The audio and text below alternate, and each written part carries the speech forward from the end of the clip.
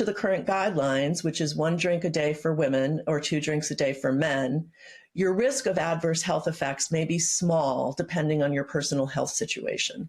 If you have a tendency to overindulge during the holidays, take a moment to evaluate your habits and your potential risks, like your age, health, and family history. If alcohol abuse, heart disease, or cancer runs in your family, you may want to be extra cautious with how much you drink.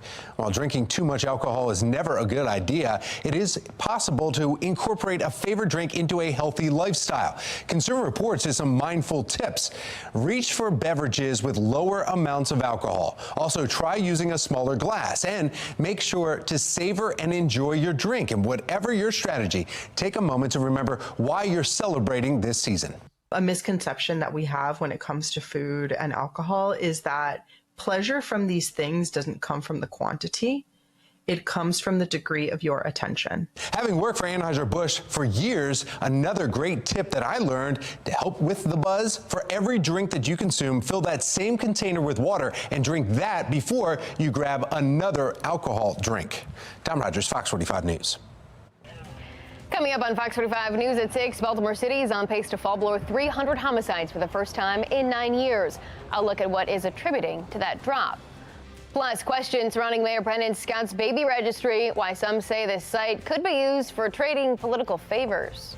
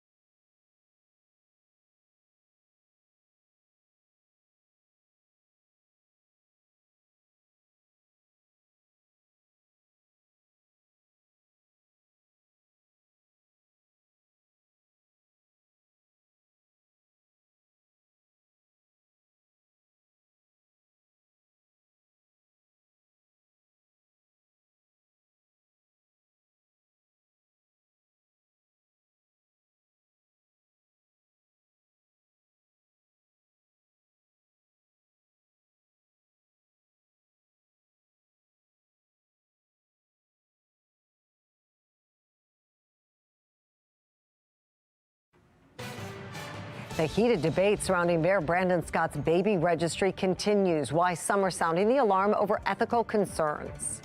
We still had too many robberies, we still have too many homicides and too many people getting shot. For the first time in nearly a decade, Baltimore could record less than 300 homicides for the year. Fox 45 News takes a closer look at how officials achieved this milestone. And later, a surge in homeschoolers across the country is reigniting the debate over taxpayer funding and government oversight. We'll have a live report from D.C. with a look at the back and forth. Live from WBFF in Baltimore, this is Fox 45 News at 6. The cash is very troublesome because then there's really no tracing of the cash. Fox 45 continues our coverage on the concerns surrounding the mayor's baby registry. Mayor Scott and his fiancée are asking for money, baby supplies, gift cards, and more from their friends and family. But taxpayer watchdogs tell Fox 45 News they're worried about the potential for the site to be used as a conduit for trading political favors. This could all be connected to favors in the future, and we may never know. Just the conversations that are going to happen after these gifts are received, after the cash is received, what these people get in return for these gifts. Good evening, everybody. I'm Mary Bubala. Thank you for staying with us. The mayor denies any wrongdoing and says he had the registry approved with the Board of Ethics. But now members of the board are pushing back on his claim. Tonight, Fox 45's Mackenzie Frost taking a closer look into the potential political impact of the mayor's baby registry. It's the talk of the town on social media. Mayor Brandon Scott and his fiancée launching a registry for his new baby. With items like a stroller, crib, and dresser, most people seeing nothing wrong with the move, talking about the price of raising a child. There are other requests like gift cards for baby Charm's parents, as well as cash. It's just a bad news for the mayor. And it's what the registry could mean that's raising questions. And here he's got a situation where people can surreptitiously get money to his campaign or to him without being identified. Rhetoric professor Richard Vatt says the registry isn't necessary for the mayor. Everybody has a baby registry, perhaps, who has a baby, but not everybody's running for mayor. But whatever his shortcomings, he's a basically decent, honest guy without trickery. And now that's all called into question. Thursday, Mayor Scott's office gave Fox 45 News a lengthy statement about the registry, saying it was only intended for the mayor's friends and family. And prior to the Baltimore Brews article this week about it, the registry, quote, has existed for months. The mayor's team also says the ethics board has been consulted repeatedly in regard to this registry, and the board have found no issue. The mayor will make all necessary disclosures. But the chair of the ethics board telling Fox 45 News Thursday the board has no record of receiving a gift solicitation waiver request for a baby registry.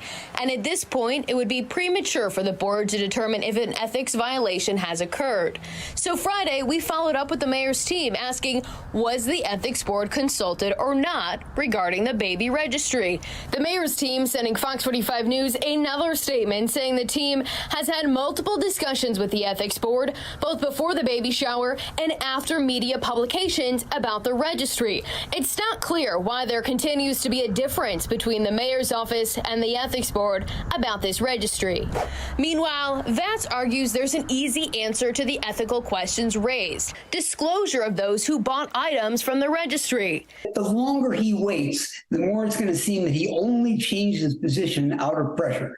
The mayor's team says he will make all necessary disclosures, and the city's ethics filing, including gifts given to elected leaders, are due next month. In Baltimore, Mackenzie Frost, Fox 45 News. Now, the registry controversy is drawing comparisons to the Mosby's Legal Defense Fund. That fund was opened by former City State's Attorney Marilyn Mosby and her former husband, City Council President Nick Mosby. Its goal was to help the Mosbys pay for a number of legal battles they were facing. The city and multiple Baltimore news outlets battled in court for the release of names of donors to that fund, saying the donations could be used to peddle political influence and favors. In September, the Maryland Public Information Act Compliance Board ordered donor names to be released. It's important to note the Mosbys sent a link to the fund out to supporters and constituents asking them to contribute. There's no evidence the mayor did anything like that with his baby registry. And that brings us to our question of the day. Should Mayor Scott release the names of everyone who gives a gift from his baby registry? So far, 94% of those who voted say yes. To make your voice heard, head to foxbaltimore.com/vote. Well, this morning, another shooting in the city. A 32-year-old shot just before 4 a.m. in North Baltimore. Police say it happened near Craig Avenue. The shooting marks the 628th non-fatal shooting of the year. Meanwhile, 259 people have been killed in the city in 2023. Those numbers are both down from last year. And for the first time in 9 years, Baltimore is on pace to see fewer than 300 homicides. And even with that progress, so many Baltimore families are feeling the loss of a loved one. During a prayer walk for the victims this week, BPD Commissioner Richard Worley said the current homicide numbers are nothing to celebrate. A nice accomplishment, but it's still, today it's 258 homicide victims, which is way too many for our city. We still had too many robberies, too many people getting shot. The biggest key I want to accomplish is get a lot of these guns off the street. The proliferation of guns in our city is crazy. Fox 45's Alexa Ashwell taking a closer look at how we got here and the next steps for Baltimore City.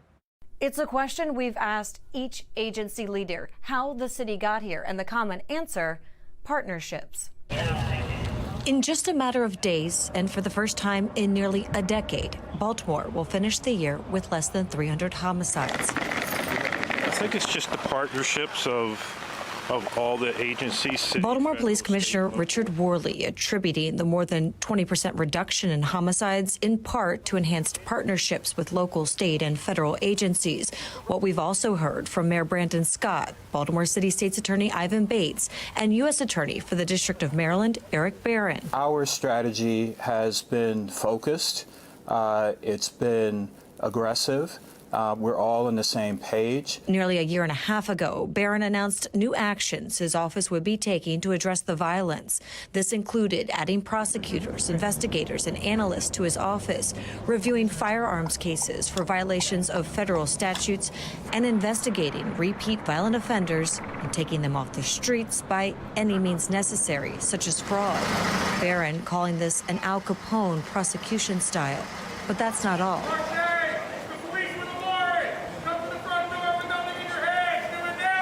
Our operations have ramped up since the new U.S. Attorney came in. We have always done our operations the way that we do our operations, and we've always left it open to the U.S. Attorney to ask for assistance from the Marshal Service to do additional operations. This year, Acting U.S. Marshal Matt Silverman says the agency did just that. More operations to get violent offenders off the streets. We're out on the streets every single day. But all leaders admit there is still much work to be done. The question is it sustainable? We got to, keep working as a team. Like I said, Lamar Jackson doesn't do it alone, right? He has 10 other players on the field with him. Commissioner Worley says he's focused on guns, the easy access he believes helping fuel the violence. We still had too many robberies, we still have too many homicides and too many people getting shot.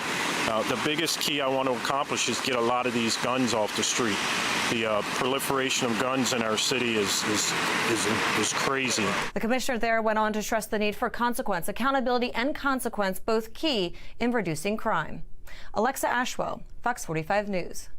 Well, despite an overall drop in shootings and homicides, youth violence saw an alarming spike this year. 94 young people have been shot compared to 72 in 2022. But homicides are down. 16 juveniles sadly killed this year compared to 20 last year. Residents have also expressed frustration with juveniles committing crime, from shootings and carjackings and robberies, at a Fox 45 News public safety town hall last week. We heard from several people who say they don't feel safe in their own communities or sending their children to city schools. A hospitality worker was held up outside of my front window at gunpoint at 3 in the afternoon.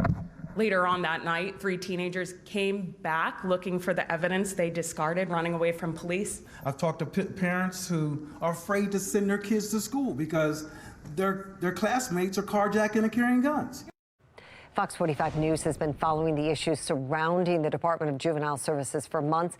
You can find our complete coverage at foxbaltimore.com. New tonight out of Baltimore County, 2 signs in support of Israel have been vandalized for a second time. According to the Baltimore Hebrew congregation, the 2 signs were put at the corner of Park Heights and Slade Avenues in Pikesville more than 2 months ago. They were first slashed and destroyed on December 10th. The group then replaced them just to have them destroyed again last night. Deeply disturbed that someone would impinge on our right to speak our mind. Deeply disturbed that anyone would object to a statement of bringing hostages home. Deeply disturbed that the property of a synagogue would be vandalized. And given the nature of friction in our world and our community, Baltimore is not immune to this. Not surprised that people act in such despicable ways. Fox 45's Rebecca Pryor following this story will bring us a full report tonight on Fox 45 News at 10. Should homeschoolers receive taxpayer funds, and how much oversight should they receive? I'm Janae Bowens with a look at this heated debate. And we're getting ready for a cool and mild night with temperatures falling to the low 40s over the next few hours. I'll let you know how the last 2 days of 2023 look coming up in my Weather Authority forecast.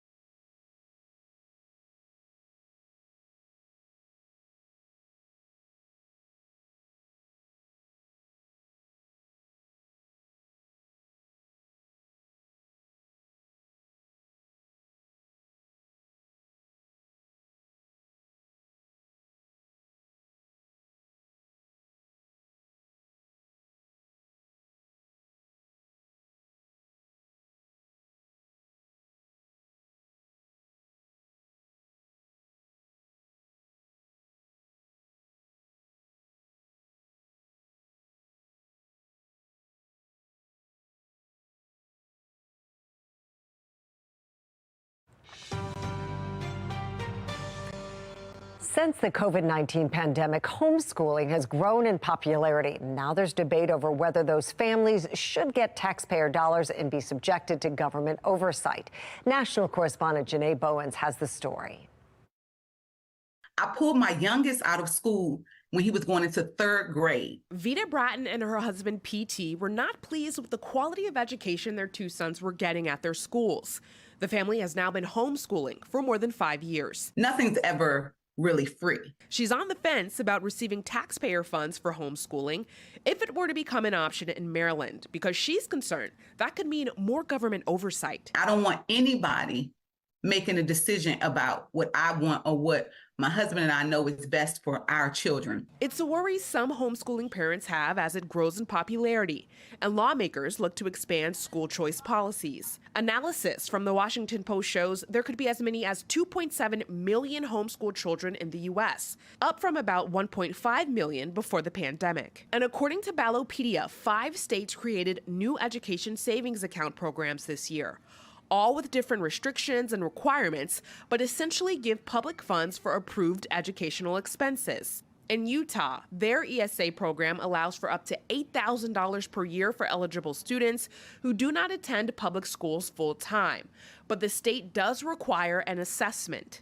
If homeschool students are also taking those funds, they should also be required to adhere to whatever the regulations are in that state for the public funding. Dr. Angela Watson says oversight of the funding does not mean regulating homeschooling, but understands the fear of a regulatory slide. you can have the money, and you only have to test. But then over time, they try to slide in all homeschoolers. It's why Vita Bratton says the choice to take the money and the choice to abide by testing and other requirements should remain. I think you have to think about what comes with that. Now, Mary, these new policies have created a division within the school choice community, with some homeschoolers nervous about the government regulation that comes with public funding. And Janae, has there been any impact on public schools? It certainly has had an effect. Now, government data shows public K-12 schools lost more than 1 million students between 2019 and 2021. Homeschooling is definitely a factor. Mary?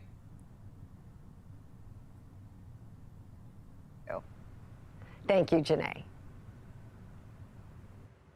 Well, school choice is also a big topic in Maryland after a program that gives family more freedom with their child's education saw its funding get cut this year. You may remember lawmakers in Annapolis fought a legal battle over the Boost program. That initiative lets low-income families use state scholarships to send their kids to private and parochial schools. The governor wanted to make a multi-million-dollar cut to Boost, while others fought to codify the program and increase its funding. During that fight, Project Baltimore heard from lawmakers who say this plan has advantages over larger initiatives like the Blueprint for Maryland's Future. Folks who are opposing this bill, they're opposing it for mainly one reason. It has everything to do with money and very little to do with the students themselves who are trapped in a desperate situation. By the end of the session, state lawmakers passed a bill lowering the Boost funding from $10 to $9 million. Despite the cut, it was still less than the $2 million reduction the governor was proposing. Well, we are set to hit a major milestone on New Year's Day. That's when, according to the Census Bureau, the Earth's population will be just over 8 billion people. That is up from 7.9 billion a year ago. That means the U.S. will stand at about 336 million people, up about 2 million from a year ago. So not a huge jump, but significant. If this trend keeps up, the 2020s will be the slowest growing decade in U.S. history, rivaling the slow growth during the Great Depression.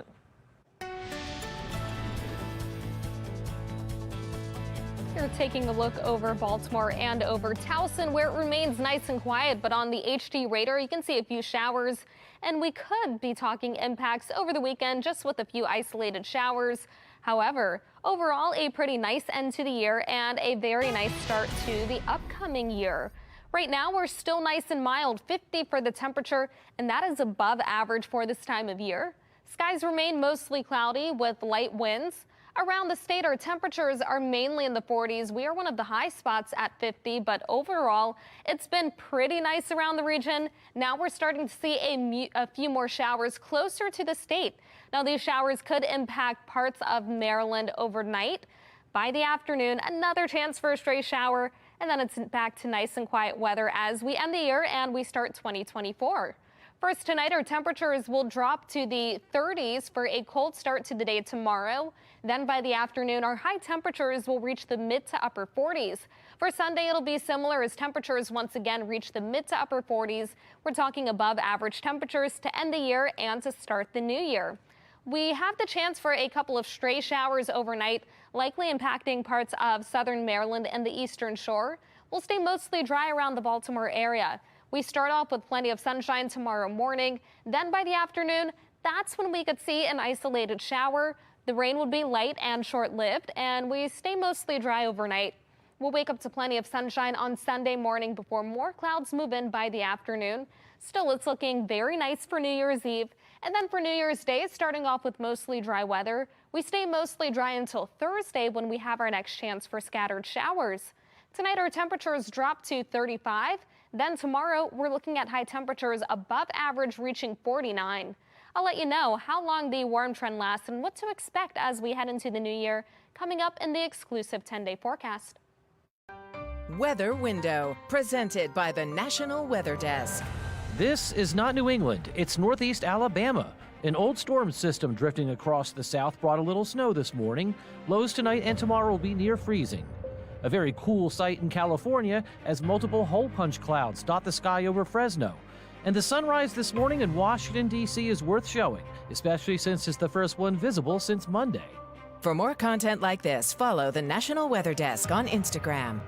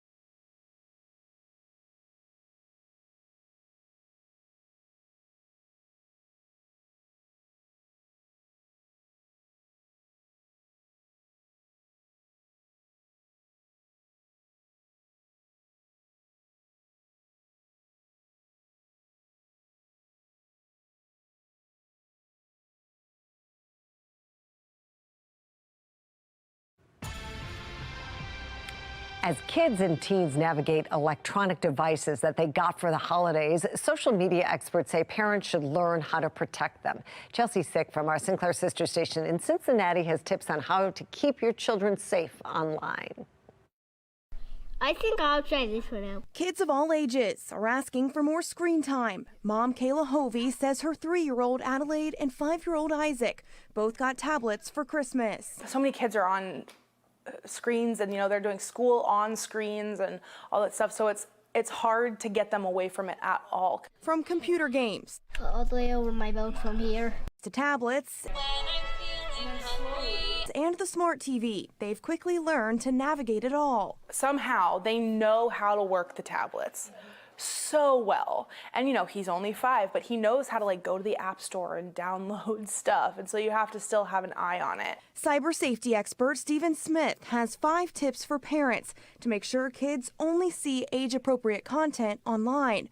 First, talk with your child and set expectations for how the device will be used. Talk to your kids about the apps that they want to use and then really research those apps before they do anything. Second, sign a contract and define how each member of the family can use a device.